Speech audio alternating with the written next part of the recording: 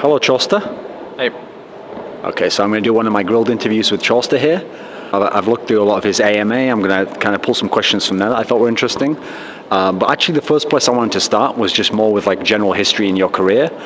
And so, whenever I look into the history of the NA scene, like CLG jumps out early on as like the top team or the team that people looked at as the best, and you had certain players who were considered some of the best at their positions. So I mean, back then people thought of Bigfatlp as like the best mid, and then hotshot obviously got a lot of fame as the top laner, and you were playing AD carry, I believe, back then. So when you think of this era of CLG, so the era when you were like winning LANs in North America, so just leading into sort of 2012 kind of period of time, end of 2011, that time, how different was CLG from now? Was it like completely radically different? How do you think back on that time?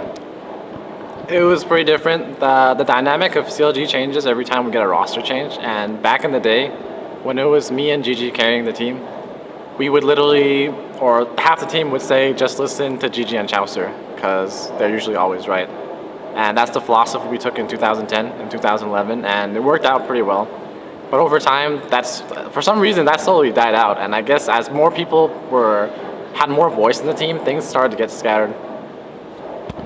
On the topic of Bigfatlp, so like I mentioned, if you actually look back, and people might not remember this now because they'll only think of how he plays now, but people used to consider him, at least in North America, like the best mid player, and some people used to say he was like the best mid player in the world. I mean, Froggen told me that when I did an interview with him. So people thought of him very highly at this position, but in the last year and a half or so, he's been like one of the main guys who's been getting a lot of the spotlight negatively, like the scrutiny of like, oh, he's the reason why CLG is doing badly, or he can't win his lane anymore. And I've seen in a lot of the questions that people were asking you in the AMA, they were basically trying to bait like negative responses out of you about GG, it seemed. But at the same time, I saw from your actual answers, some of them didn't, even if they weren't negative, they seemed like at best neutral. Like you would often just say stuff like, oh, I can't really talk about that because he doesn't live in our house, so we don't really talk much at all. Or if we do play, like me and him don't discuss things that much. Or you would say like, oh yeah, he uses like smart casting all the time, even when we told him not to and whatnot. Like all these different things. I'm not sure if I got that wrong there, but what do you think of like the topic of like how GG's career went beyond the period when he was considered the best? I think there is an effect where because this from GG's mouth, he said, because my team lost faith in him, he began to deteriorate as a player. And I understand that. I understand why you deteriorate if your team doesn't believe in you. But at the same time, his play was affected before. We still had faith in him for the longest time, but he just couldn't perform. And this started, I am China. It all happened because he like fed one tournament series, he cost us the tournament, and he lost faith in himself, and I guess it snowballed and he never recovered. And half of that, I guess I can contribute that to smart casting also, because I never recall GG being horrible at aiming skill shots. He was actually really good in the beginning. But over time, like now, when we play with GG, he always missed his like big skill shots, and it's really apparent. I also got the sense from the way you were responding to these questions and the fact that it sounded like he wasn't as included in the team as some of the other members in terms of like daily talking about things or figuring out how things would go. It sounded like he was maybe a bit stubborn, or he had his own way he was going to play no matter what. Is there any truth to this? I wouldn't say he wasn't included in the team. Up until the gaming house, it's just by nature he's not really inclusive because he's just living by himself. But before that, you know, we went to Korea multiple times. We played together online. He's always in the mix. He's always there. He always has a voice. Everyone on CLG always has a voice. But those questions are just aimed at like my interaction with GG outside the game, and I don't generally interact with my teammates like outside the game as much. If we think about, obviously, the other person who got a lot of the scrutiny was hotshot over the last year or so, because I mean, it's understandable in one sense why people will do it, because since they know he's not going to cut himself from his own team, they can obviously just blame things, oh, it must be his fault if things are going wrong, because he's someone who can't be removed no matter what. But at the same time, it does seem, from what I've read at least, that his role has definitely changed in terms of how he's used at the top lane. How do you see his role changing from the period when CLG were very successful to the less successful period? And like, how do you think he ideally can be used now? Like, is he still like a top player in the way that you use him? I think hotshot style was better suited back in the day when we could actually have a tank. Like when we first started playing the team, we played with 2 tanks. And nowadays, one is even sometimes like maybe we don't even need a tank. and the playstyle we're playing with is really outdated, and hotshot's playstyle I don't think is easy to change. And for the future, I'm not too sure if it's the best, but like for what we do right now, we're not really looking at roster changes. We're just like, we're doing the best what we can have, and with Doublelift as our top, Doublelift as our AD, he needs to play hyper carries, and hotshot as our top laner, he needs to play tanks, and that's just how it has to be at this point. When you described hotshot's style of play at the moment, you said like he's generally passive and he doesn't win his lane very much. And I also noticed another piece of information like that you said separately was that your strategies for picking in tournaments is usually to actually pick the top lane last. Are these two factors connected in any way? Generally, people pick top lane last just because it's a counter pick. It's like the lane where you're isolated the most. So jungler interaction, it comes into play, but not as much. But since we see hotshot as a person who's not going to win lane hard, even if we get the counter pick, so we generally pick his top lane first and generally counter pick for mid instead. Okay, you said a curious thing that I wanted to ask you to elaborate on. Someone put a question to you where they kind of made it like an either or, and so the question was you could either have a good top laner and a decent jungler, or a good jungler and a decent top laner, like which of the pair you'd pick, and you picked the one where it's the good jungler and just the decent top laner. Like, were you just meaning this at low levels, or is this applicable to the top end of the scene? What do you think? I think just generally if the jungler is better, so more so than the top laner, because if you just have one lane that's weak, this hypothetically, say top lane's weak, mid lane's okay, bot lane's okay, jungler is strong. That just means hypothetically that my mid lane interaction will always be strong, and my bot lane interaction will always be strong, and we miss out on just top lane. But if my top lane was really strong and we had a weaker jungler, maybe they couldn't coordinate as much with the mid lane and bottom lane, and overall game impact would be lower. Well, the reason this is interesting is because when I look at the other top teams in the world, especially some of the Asian teams, a lot of them have like exceptionally good top lane players. So does this mean that by definition they also have very, very good jungle players automatically for the same concept, or can it work in other senses? My belief is that the jungler is simply an extension of a team's laning phase. So if your team has 3 really good laners, your jungler just automatically is good, because the jungler doesn't make good plays because he's a good player. He makes good decisions, and those are based on what his teammates do. So if my teammates are all losing, no matter how good I am, I can't do anything. But if all your lanes are winning, no matter how dumb your decision is, stacked up to like the other alternative decisions you make, it'll still work out. Yeah, that's something I saw you say as well. Like you essentially said that you don't want to judge jungling individually in the same way people would positions like AD or top or something. So if we take that and we apply it to some junglers that are famous examples, does that mean that, for example, someone like inSec from KT Roaster is like some extreme exception to that rule? Is someone like Saint, who's a very famous North American jungler, is he like an exception, or is he part of what you're saying there? Like, is it his team that's making him look good? What do you think to these two examples? It's mainly just what the public sees, what they interpret. Like, if you ask me, a competitive player, I play with these guys, like, to me, SaintVicious, he's a very standard jungler. He farms a lot, but you have to ask yourself, like, how does Saint farm a lot? What does he do that separates him from other junglers? And the only thing he does differently is he split pushes a bottom lane by himself, and he walks there and he tells his team to do something else. Like, I can do the same thing, but I don't do it. It just works well with his team.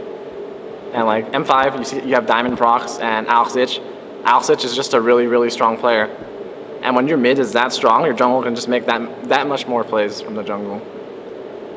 Another jungler, famous one that I wanted to talk about actually, because it kind of leads on to your answer there about Saint. When people asked you about snoopeh from obviously ex-CLG.EU, but now EG, I think people were expecting, because he was in CLG, that you'd have like high praise of him, or because his team was doing well, that you'd think he was a very good player, or you'd just say nice things. But it seemed like you were kind of blunt, because you literally said that he's just a competent jungler. There's nothing outstanding about him, and that the only thing you said distinguished him was that historically he got counter-jungled hard. So can you elaborate on this a little bit? Because a lot of people, when CLG was doing very well, would have thought he was doing very well at his position. Actually, this is like the same response I would have said to describe his jungling. If you followed CLG.EU in the past, like right now they're known as EG, when they would lose games hard, which I guess back then was rare for them, most of the time it's because snoopeh got counter-jungled. And this just happens with their team. It's because the team has a special dynamic where it's a mentality that I don't think is right. I don't really want to extrapolate onto that because I don't think it's that fair to like talk about it. But yeah, the common factor is that snoopeh would get counter jungled because he plays mana like low skirmish junglers, blue reliant, and when that happens and the enemy knows it, they can like make plays because they're really predictable, and that was their biggest problem. And that's why snoopeh would kind of fall off. Because actually, on the topic of CLG, I mean, it's not only interesting to get your perspective on them as a team, but obviously you played with them a lot when they were over in CLG. The interesting thing was, people, as soon as they started to fall off in the LCS, most famously this year, and now when I spoke to Froggen in an interview, he even sort of admitted like he doesn't think that their style fits the current meta, their stalling style, and that it's kind of like fallen by the wayside to some degree. People all mentioned, oh, well, see, Chauster called this months and months ago, he said that their style was going to sort of get figured out, it wasn't going to be that good. Did you really call it in this? Like, there's two ways of calling something. You can just say something's going to happen, and then if it happens, you go, see, I was right. Or you can actually give like a really good reason, and then the reason comes right, and then obviously that turned out to be valid. So if you think back to the period when they were like having awesome success in the summer, they were getting second in the OGN, they won DreamHack. People would have said they were like one of the best teams at the time. Could you really see it as far back as then, that eventually their style would get played out either from the meta or like the game changing as well? Like, what were you thinking when you said that, and how accurate do you think it was looking back now? I think I was right, because my analysis at the time was just, at the time, Wicked's champion pool, even now, it's incredibly limited. He's like a really one-dimensional player top lane. He just plays aggressive, and he hopes that even if the jungler comes top, you'll now know where the jungle is, and the bottom lane can potentially make a dragon play. And this is how like some of their games went. So basically, in a nutshell, EG's solo lanes are incredibly strong. They're very strong. They're so strong that they just carry EG out of laning phase. So to the point where they can become in control and the bottom lane can catch up, because generally they will be losing. And that's just like a very general take on them. Because actually that brings me on to something interesting you said about Wickd, which was, it sounded almost like sort of a backhanded compliment, because you said, okay, so Wickd, he could hang with the best guys out there, even like top Asians, etc., if he got like the right matchup or something. But at the same time, couldn't you really say that like you'd be a bad top level player if you couldn't, with like your best matchup, hang with these players? Was it kind of like a comment like that, like you were trying to, what do you think? I think I'm just telling it like it is. Like, you can have a limited champion pool and then you'd be substantially weaker on other champions, and if the enemy prepares for that specifically, it can happen. Like, I remember specifically one game against Frost. They did their research like 100%, and they straight up, they mind gamed the formerly CLG.EU into the ground. They knew he would pick Aurelia, and they played the whole game off of him only playing Aurelia, and everything just worked perfectly. That's like just one instance of where having a limited champion pool can work to your disadvantage. With CLG.EU, so now EG, obviously they're very famous for this very defined style and trying to go with it a lot of the time. An interesting thing, if you think about how the strategies change over time, aside from like the cyclical nature of when certain people do something, then another counter becomes more viable, there's also the factor that even if you know what the exact perfect thing to do versus this opponent is, if it doesn't match any of your strengths or your skills, it might not even be possible to do it. It might even be the case that doing something which is less strategically intelligent but fits your strengths might give you a better chance to win. Like, can you talk on this topic? Because it seems like it could be something relevant to EG now, since they're saying like their style doesn't fit the meta. I think EG was successful because they were so predictable. They're the most predictable team in the world, I would say, a few months ago, and they still won. And that's simply because the counters needed to beat them, even though you can lay them out on a piece of paper and say like you just have to do this and that. Like, sometimes you require a lot more skill and coordination than you think you do need to do. But eventually teams get smarter and the solo lanes improve, and the gap between, like, I think Froggen is a great mid player. It's probably one of the best. And the gap between Froggen and other mids from around the world have decreased. And now, you know, EG just can't be carried by Froggen alone anymore. And now the burden, it spreads over, the pressure's spread out within the team, and then it just becomes a harder game to play. If we talk, for a moment to stick on the position of the top lane player, an interesting way you defined like what you thought separated really good top laners from just good or medium top laners was like the ability to put on lots of pressure but without dying. So there's the key thing, because a lot of people, I get the sense, fans, they just look at like the guy, like a Voibo type guy, they want to just see someone get lots of kills or win his lane in that sense. Who are the best examples of people who do exactly that definition? Like, these are the textbook top lane players for you. I haven't been following the international scene as much as I should be, but I know Maknoon does really well. In a lot of matchups, even when he shouldn't really be winning, he still applies a lot of pressure just because of the way he plays. And he's just play it at a level where he can coordinate with his jungler to make it more safe, because the jungler will just come by and drop him a ward at like the perfect time, so he can continue playing aggressive. Because when you can play aggressive and you can hold down your opposing laner, you can control him basically, and it just snowballs from there. When you say because of the way he plays, are you thinking like, does he have some, is it raw skill, that he has some level of skill above other people? Does he have some special feel for the game? What are you thinking of when you say that? It's more so he just knows the matchup a little more than the enemy opponent, and also he knows exactly what a top laner needs to do. It's not so much like, a lot of people get carried away. They think it's about like champion on champion. But the game is actually just simply about towers and creep waves. It's not about the champion. Everything you do is indirectly related to how the creep wave and champion and the towers work out. So like, even if you're losing lane, if you can't kill the other guy, if you're killing the creeps before them, you're indirectly winning. And if you do that, it can change matchups simply based on how well you play that way.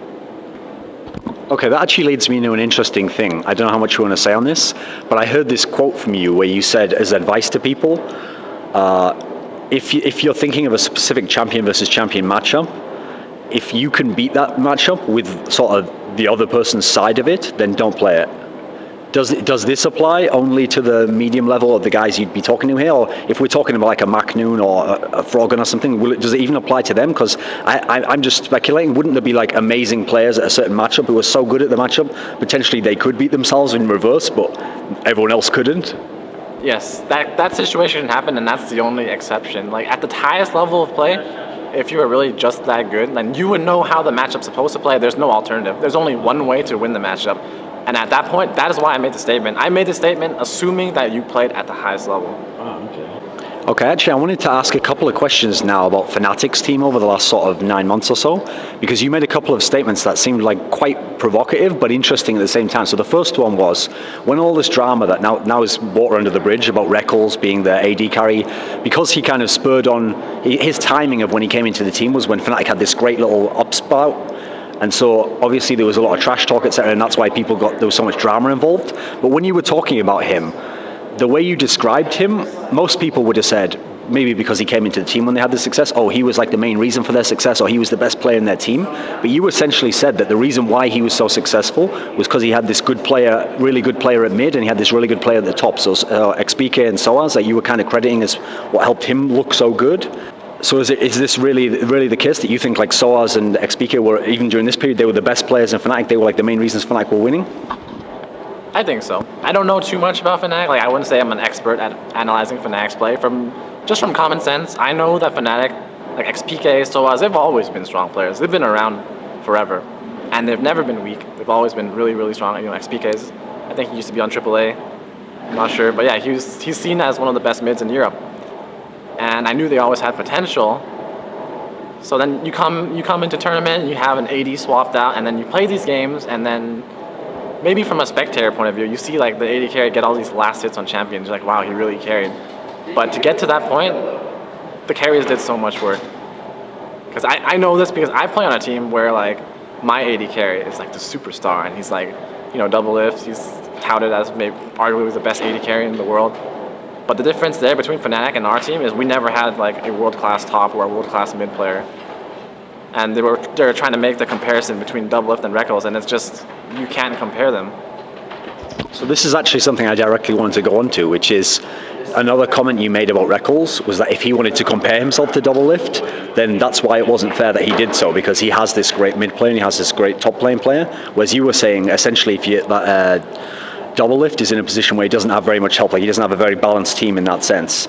I've heard people give that as a criticism of CLG, like say at times CLG it looks like they're playing 4 supports and then 1 carry, and that you don't have enough threats in that sense. Like how do you evaluate this as to how like comparing players like this unfairly if they have more help, and also like how your team manages with just this such a focal point that everyone kind of knows about? That kind of goes back to the point you were making earlier about how like some teams have weaknesses that you can capitalize on. In our sense, like that amount of time and effort and practice it takes to become a team like all the other teams where they can run 4 threats safely, it's too hard. It's totally against our playstyle. Like hotshot will probably almost never be able to play these carry champions and be just that hyper carry from top lane. And just because of that, the best thing we can do or make him play is to play these tanks, to have great utility and great scaling into late game. And that's just, it's an adaptation we've made with our team. It's not so much, you can see it as a weakness, but I see it as just another way of playing the game. Because you can have what everyone else does, they have this option, they can play 4 threats on one team. So your carry, everyone's just running around, like they can do whatever they want. But on our team, it just gives us the burden of having to play well. We have to protect better and just position better. But I wouldn't necessarily say it's weaker, but maybe we have less options.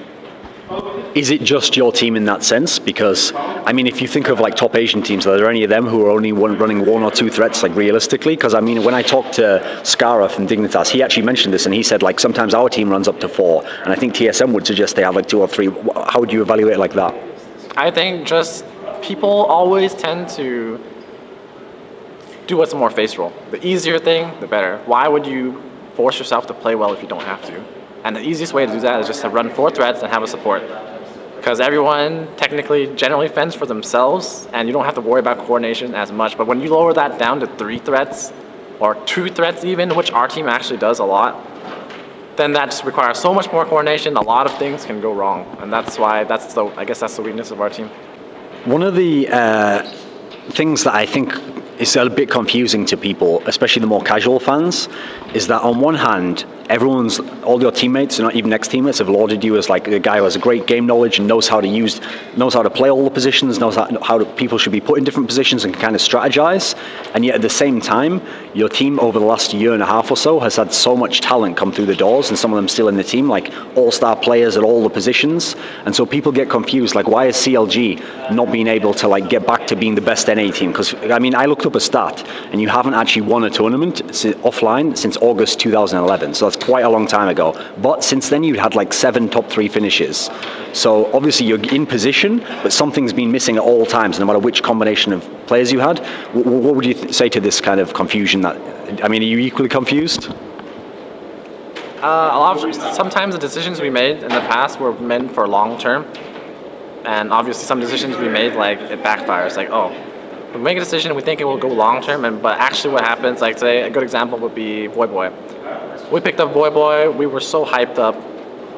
It was like perfect, I thought. And then we play with him and things didn't go as well as planned, and we wasted a few months there, and we come to a choice. Do we continue playing with Boy for an extra year, a few more months, or should we just cut our losses and start new and look to the future? And that's kind of what we did. That's kind of what we generally do, because we look at the long term and we're like, will this work or will this not work? And we just do what we think is best. When I looked at the results in 2012 for CLG, I saw this pattern that emerged over and over, where what would happen in general was, in a tournament in the upper bracket, you'd lose to Dignitas. Then in the lower bracket, you'd meet Dignitas again because they'd lost to TSM. You'd beat Dignitas, but then when you came to play TSM in the final, you'd have to win 2 series in a row. It never happened. And so I think when I look at what other people genuinely thought, they kind of, their way of categorizing it was like this. Okay, Dignitas is maybe a smarter team, and so they'd figured out some strategy that worked early on so they could win the first matchup, but then TSM is a better overall team, maybe not necessarily individual players than CLG, and that's how they would beat them in the final. Like, what would you say to these characterizations? This is just my opinion, but I think there's a rock, paper, scissors analogy going on. Like, there's this thing that goes on in League of Legends where one team, like Team A will beat Team B will beat Team C, and Team C will beat Team A. And that's kind of like, that's just what I thought went on versus Dignitas, CLG, and TSM at the time. It's the same thing, like back then, AAA was doing really well in Europe. They were like regularly beating all the European teams, and then they came to IPL 3 and they lost to Tier 2 NA teams. But I know they're better than those teams, but they just lost, and that makes no sense to me either. When someone asked you who were the most overrated teams, and the two that you picked out, first of all, you picked out M5 going into the Season 2 World Finals, and then you picked Taipei Assassins after the Season 2 World Finals. For the one afterwards, obviously, the hype is essentially based off one result, so maybe that's understandable. But for the M5 going into the finals, can you categorize more specifically what you meant by that? Like, did you really not even think that M5 was like capable of winning the event? What were you meaning by that? I definitely thought M5 were the favorites going to Season 2 World Finals, but what happened was the hype is too much. Because you know how when there's a favorite, everyone just talks like they can't possibly lose, and that's just, it's wrong on so many levels. Like I know the Koreans have been playing hard, Chinese have been playing hard, NA, European scene, everyone has playing so hard, and there's nothing special that Gambit's doing in Europe that would warrant them being undisputed against the Asian teams. At least that's my mentality. So I was like, even though I personally think Gambit was a favorite, they had a lot of like chances to lose. So I wouldn't. So they were definitely overrated. That's what I felt. If on the topic of Gambit at XXM5, if you look just at their offline results, they might be the most consistent team ever, because as far as I can tell, they've never placed below 4th at any LAN ever, even all the tournaments they've attended. Is there some criticism you'd throw in there, like they haven't tried their luck going to Korea, for example? Or do you think it's legitimately the case, like just in terms of pure consistency, are they the best? If so, why? Based on results, you can't argue results. So I'd say maybe consistently in the past 2 years, they really are the most consistent team in the world. What do you think could contribute to that? I personally think the biggest contribution to that is just the way their team works in game. And I don't even know how they really work. I only know this from watching one game where they were mic'd up and I heard them talking, and the whole thing was just coordinated so perfectly, and it was just Al-Hidge talking, just him. Everyone else said nothing, and then everyone just called out targets, do this, do that. No other mindless chatter. And other teams in the world, like they have so much, like, or at least NA teams, our communication sucks like really bad. Well, this is something that I've heard from other interviews with your teams, etc. And it's like in general as a topic, you can say that, okay, there's two extreme poles you can go to in leadership. You can either have the leader who's like undisputed and in game, even if other people contribute, his say is always final, and people know as soon as he says do this, everyone does it no matter, even if they don't agree and they think it's not going to, they just do it, okay? And you see this in a lot of the Asian teams. I mean, people like Reapid come to mind. But then if we think of the other pole, I mean, a lot of the Western teams, you get these players where they all want to have their say, and they'll even sort of like, either they'll argue in game while they're trying to decide what to do, or they'll be like non-committal like this, so well, we could do this, and then they'll wait for someone to tell them, yeah, that's the right thing to do. So is it the case that your team's veered too much to that end? Like, how do you fix this problem? We're the polar opposite of being organized, essentially, and communication-wise, and the only way to fix this is to have a shot caller and to learn, and have the shot caller learn from the mistakes. Like the only way you can learn is by messing up. So we need to designate a shot caller, have him be listened via Reaper D style, where like he even tells them what to buy. Like that's just hilarious to me. But yeah, they tell him what to buy, everything, his team just does it. Even if they think they don't even use their own brain. That's like completely the extreme. And I think it's better to have that, because just playing the game, it's better to play incorrectly under the same mindset than having like this jumbled confusion going on where 5 people think for themselves and then they'll miss out on opportune moments. Because the interesting thing is, if you look back even through interviews where people in your team have talked about this topic, you were always the person where you were the obvious pick that should be this shot caller. And I've heard, just from looking at the way your teammates talk about you, it seems like you would have been unquestioned the one person who could have done this, whereas other times, if people were playing badly, maybe their authority wouldn't have carried the same weight. But at the same time, it seemed like in the past, even if you tried it, you've also maybe been hesitant to do it, or you've wanted to veer back from it. Why do you think that is? Why have you never like embraced this role and like kind of put it out there? Like, okay, I'll call all the shots, and like, why? It's actually a really dumb and reoccurring problem, and it's happening even today. But what happens is after like a long period of where we don't do too great, calls always turn like mid-game, no one will talk.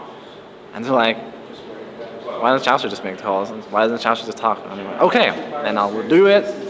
And what will happen is we just stop. We just randomly, no one will listen, I'll say something, but we're so used to using our own brain and insight, it's like, it's so hard. It's so hard. We need like a 6th person there hounding us or something, or I need to be like super anal about it.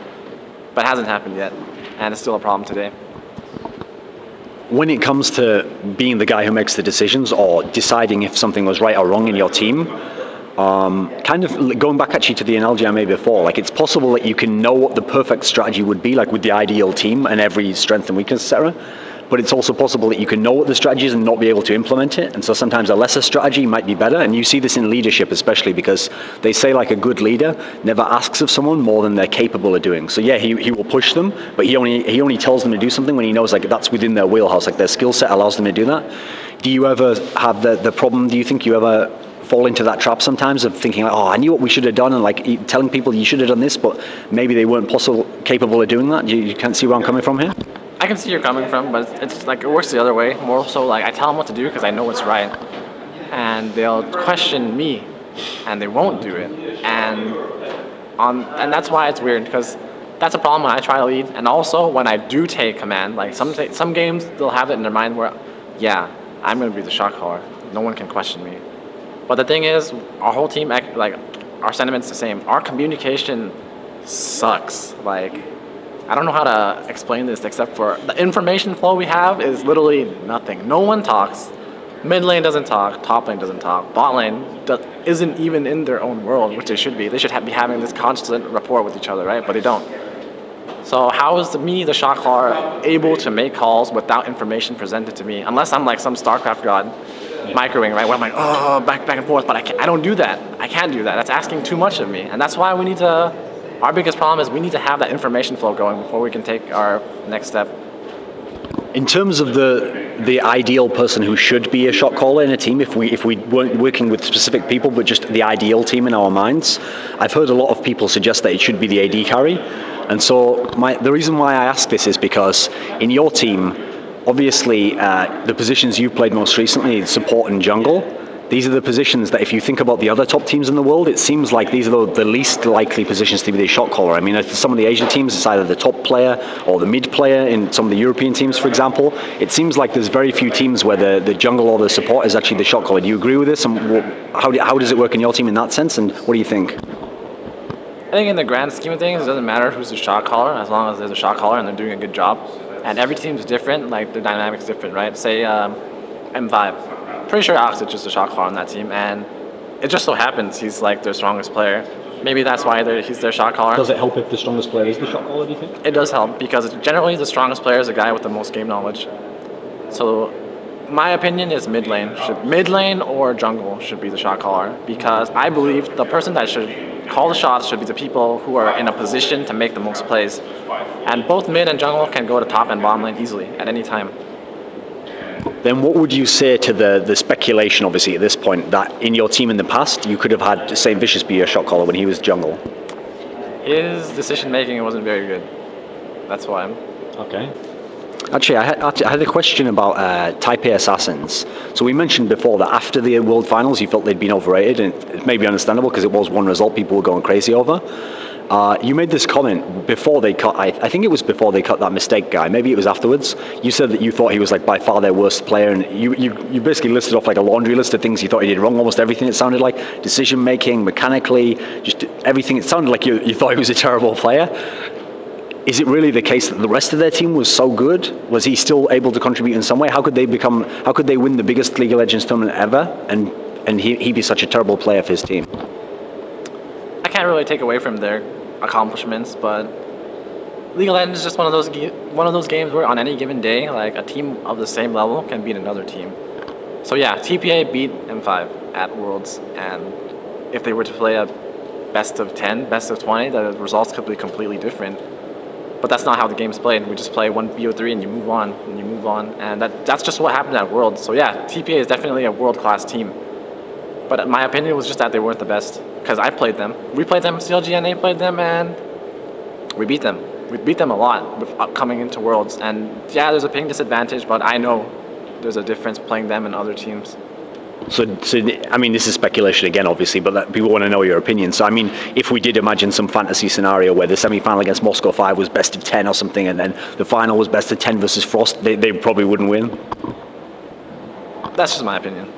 That's what I think, and I'm not sure how it would play out BO10, but I'd bet I'd have money on M5. If we think still of 2012 before we move into this year, so in 2012, the curious thing was, you had this period where you and a few of the other American teams went over to Korea for the OGN tournaments, and then when you came back, your playing style was changing, you were making like roster moves, etc. Meanwhile, TSM just stayed in America, and in just American tournaments, they were doing very well, they were winning them all. The only teams who were basically beating them were Asian teams, but then admittedly, as the year went on, it was just Asian teams beating them all the time.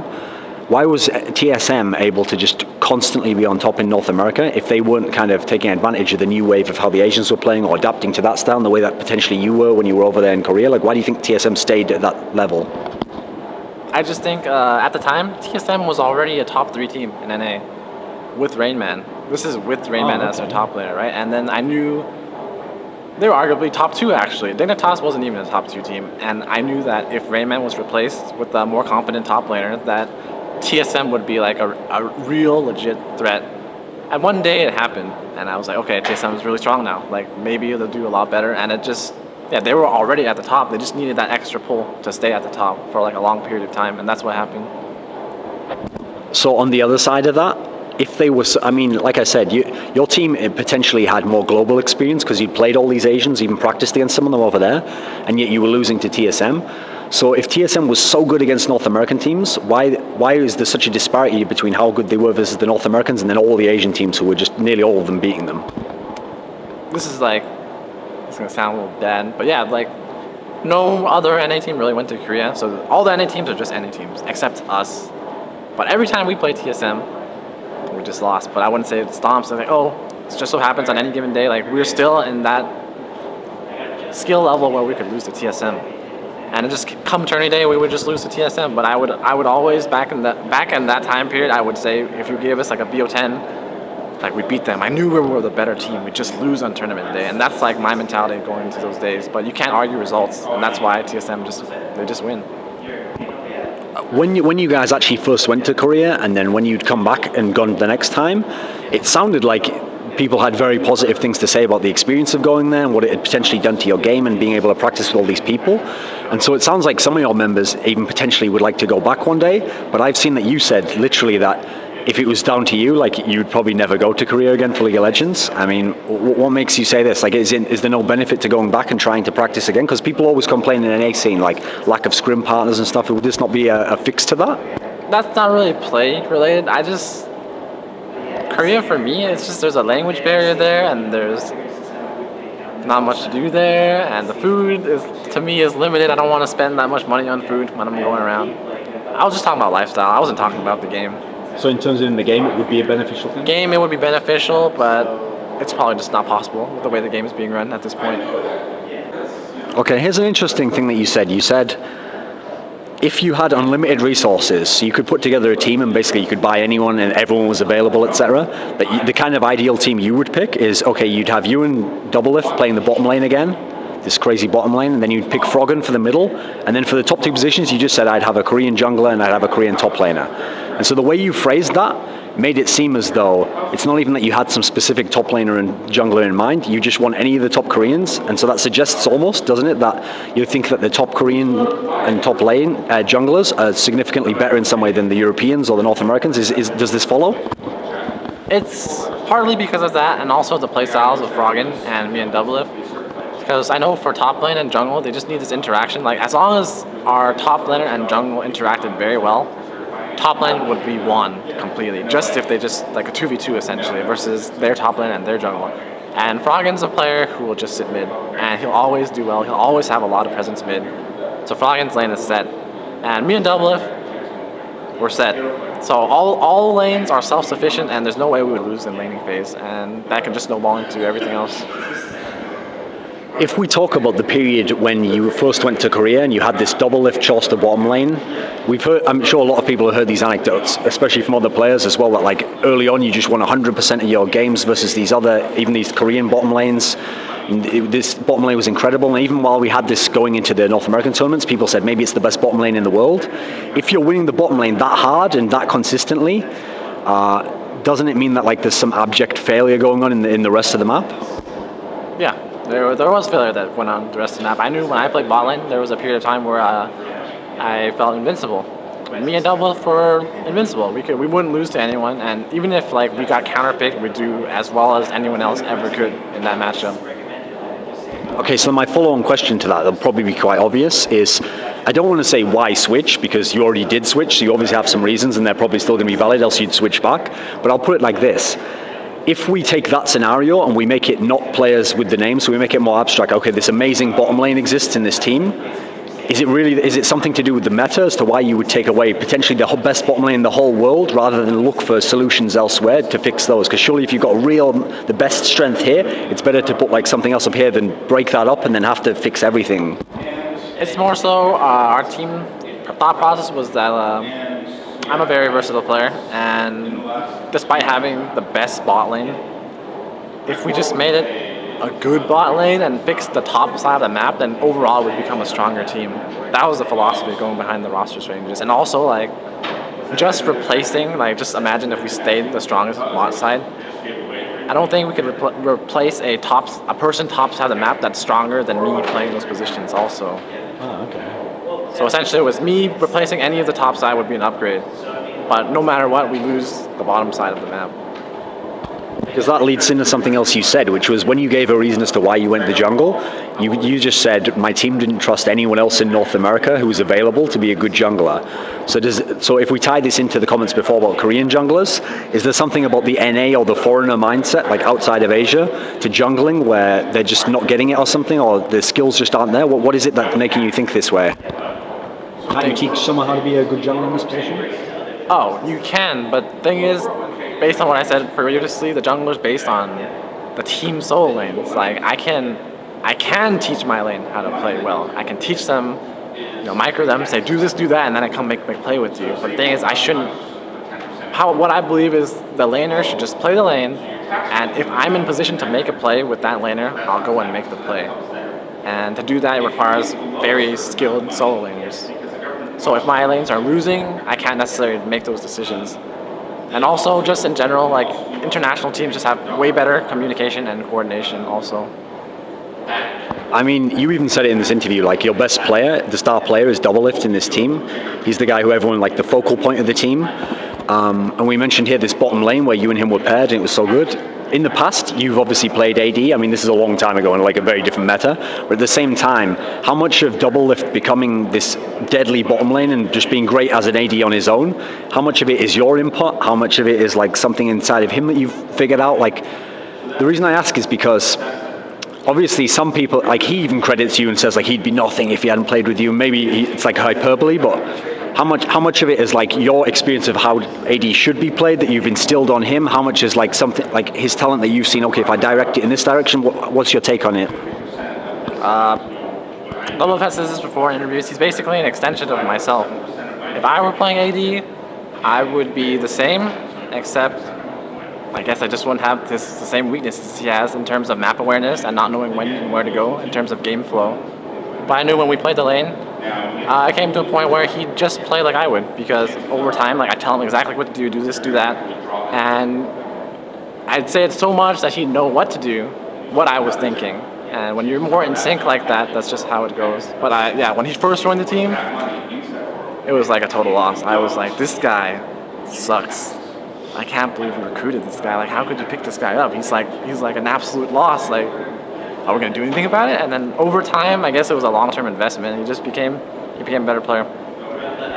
If we pick out the people who would be considered the best player in the world at their position, aside from ones that are more debatable, most of them are people who've won tournaments or they're constantly placing top 2 or 3, even in the biggest international tournaments. And so we're thinking of people like maybe Maknoon or Wei Zhao, these sorts of people. These are like the ones who spring to mind. So Doublelift's obviously going to be in this category, and yet technically, as far as I know, I don't think he's ever actually won like an offline big LAN. Is any of this down to like his style as well, aside from just teammates letting him down? Is there anything about him as a player that still has to develop before he's going to be like a champion level? I'd say even if Doublelift was a perfect AD player, he still wouldn't be winning tournaments because our team has bigger problems than that. So it's not really like an individual thing. The best player in the world, even though I don't think there's a best, like, it's just too subjective. It's pretty much who excels at the role and who has like the most game impact on that team. So like, it's easy to look at Sword and be like, Maknoon's the best player on that team because he's always like, he's the star of that team. He tries to win top lane, he tries to make plays. Alex just is like the star of M5, and it just goes on that way. Great job. You made someone asked you to rank all the roles in League of Legends. They said rank the meta roles by difficulty. And so the way you ranked it was, you had mid, over top, over jungle, over support, over AD last of all.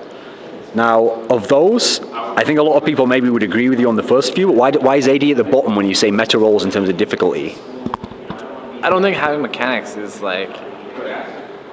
It's because I look down on mechanics. I think having mechanics is something all good players should have. And at the top level, no matter how godlike your mechanics are, if you're just a smarter player, that'll make all the difference in the world. Like, what I always say to my team is like, or I've said before, is like, in this game, even Jesus couldn't get you out of the spot because you're in that spot to begin with. It's not like other games. It's not like CS, like, one shot everyone, bam, bam, bam, bam, all dead in 5 bullets. Like, that's impossible. In League of Legends, the moment you're there, there's no other options. And if you're just a smarter player, that wouldn't have happened in the first place. That's interesting, because there was actually a famous quote, I think it used to be maybe in an RTS game or something, people used to say the difference between someone who's lucky and someone who's a really good pro is that the pro wouldn't put himself in the situation that the guy who just got lucky in that scenario had to be in to get out of it. I mean, is this sort of the principle you're talking about here? It's pretty similar. It's sort of like how like people talk about outplaying, and even it comes out like our team will argue sometimes about how like you should have played the situation better, but the lesson to learn is that you shouldn't have been in that position to begin with. That's why. Since people praise you and they say about how great your game knowledge is, and they say, oh, he's one of the few players who's played all these positions as a pro, and it is quite rare that people can switch around and still be successful. Do you know of any other people who you think are like comparable? Like you look at this guy and you go, even people like, obviously there's a language barrier to the Asians. Are there people where just from their play and the way their team works, you can tell like this guy must have an incredible like wealth of knowledge, or he just gets something about the game? Are there people who stand out to you like that? I don't really pay attention too much to the scene at this point, which I should, but there definitely are people that can play more than one role, and generally they're just the ones who are playing best. Like Maknoon, I'm sure he could play mid lane, jungle if he wanted to, and he'd be okay at it. Actually, it's just really hard to say. It's like really hard to say. You won't know until they actually play another position and excel at it. Then you would know. Okay, so for my final question, I usually like to do like a hypothetical, because if you just ask people stuff like who's the best at each position, then there's a lot of other factors can come into play. They can think, oh, who does the consensus think's the best, or who should I say is the best for like political expediency for each reason. So instead, I like to make it more fun, so there's a little bit of abstraction, so you're more at will to just say anything. So for this question, what happens is, usually I do it just a general one where I say aliens have come to Earth and they're going to destroy the Earth unless this all-star team created by the interview subject can beat them, and so usually they're picking out their favorite players, etc. But for you, I wanted it to be slightly different, where so a Skynet type scenario happens. So computers have got sentient, artificial intelligence, and they have control of everything in the world because everything's linked up to computers. And so they can easily destroy the human race, like send us back to the Stone Age. But what they do is, in taking over all the computers, they discover League of Legends. And so they go, this game's awesome. But you humans, I mean, listen, we're superior to you. You created us, but we're better than you, obviously. But you're pretty good at League of Legends, so what we'll do is we have these awesome computer players who can play the game. We figured out our algorithm, how to play the game the perfect way, how to predict what to do in every scenario. So we're going to give Chauster, who we've heard on this Reddit thing you've got, it's like the smartest player, he knows everything about League of Legends. We want him to pick your team of Earth representatives to play against the computers. And obviously it's for the fate of the human race here, or civilization or whatever. And so what they want is, essentially I'm asking, who would you pick to go in this 5-man team? And you can put yourself in, but don't just put all your team, obviously. My idea for you would be, obviously since they've got the algorithm for how to play the game ideal, you should be picking the players who play the game the right way at their position. That's what I have in mind. So who would you pick? I would pick Maknoon and his jungler. Can you give a reason for each as well? It's because Maknoon's a superstar of his team, and to be a top team means you're winning games, and obviously that just means Maknoon's carrying his team, so he knows how to play the game. That's why I would have him and his jungler, because they're like a duo, in a sense, for that team. They're their 2 strongest players, or they have the most game impact. And I would pick Alex Ich for mid, simply because he carries M5, and this just means he knows how to play the game, and he knows how to move around the map, he knows how to control the jungler. And I pick me and Doublelift bottom lane, because we just beat everyone else 2v2, and there's nothing they can do about him. Okay, do you have a final message for people, someone you want to thank, say hello to? I'd just like to thank all our fans out there, CLG fans, thanks for sticking us through these hard times, and also to our sponsors, Azubu TV, XMG, and Razer.